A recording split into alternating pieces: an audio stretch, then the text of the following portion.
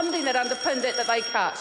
The Honourable Simon Bridges. Mr Speaker, over the last several days I've been disappointed in the Labor Party, even by my own exceptionally low standards for that party. Even by my own low standards. I tell you, they had David Shearer stutter his way through Q&A on Sunday.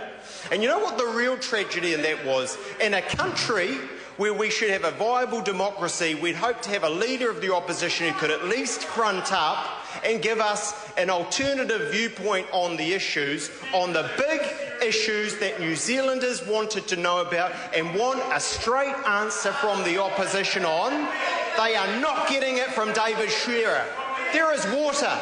Now, not everyone may agree with our solution on water and what we say and what the position is, but at least we got a position. David Shearer equivocated his way through several minutes of interview on that issue, and the people of New Zealand expect and demand an answer from the opposition. We saw the same on the issue of jobs and so on. No answers to the issues that this country has. And in Parliament, Mr Speaker, over the last couple of days, a growing issue about the decorum and the way which things go in this Parliament, we've seen a party on the other side where the only things that excite them are the salacious and the trivial and the petty and the rude. And they come to this House, Mr Speaker, like performing seals wanting to perform for Kim.com, who seems to be in town. And they come here and that's the best they can do. Those are the issues that excite Trevor Mallard and Chris Hipkins and Chris Farfoy, rather than the real issues that this country has, because there are real issues. We accept that, and this party has answers to those real issues. And on the real issues, even the solutions that they claim to have are an embarrassment. Dr. David Clark says, well, what are they? Well, I'll give David Clark his dues. At least he's got a members' bill. At least he's got a members' bill.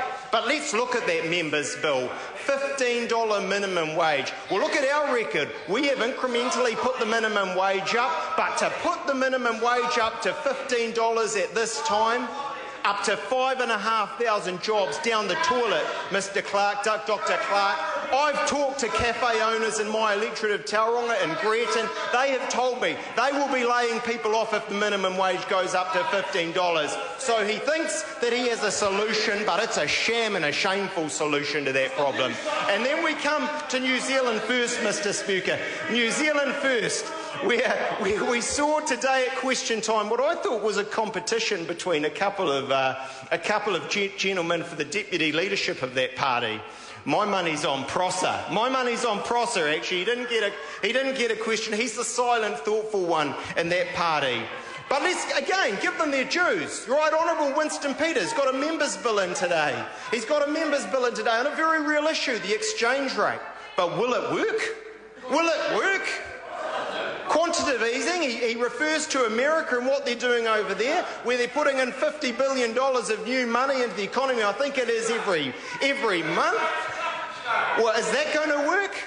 It's a bit like drugs, or in Grant Robertson's case, a sugar rush. You've got to keep on feeding the habit, otherwise there's the come down. At best, only a temporary solution. And yet, Mr Speaker, even if we said that it does work, could this country of 4.5 million compete with a big country putting in $50 billion a month? Could we compete? Could we have any effect on the exchange rate? No, we couldn't. Snake oil economics from the Right Honourable Winston Peters. And I ask him to expand and answer those points that I've raised. But on this side, a government focused on the real issues, on balancing the finances in 2014-15, doing it over time, absolutely working, on a more productive and competitive economy. And that's why today I put out a discussion document on vehicle licensing reform. Actually,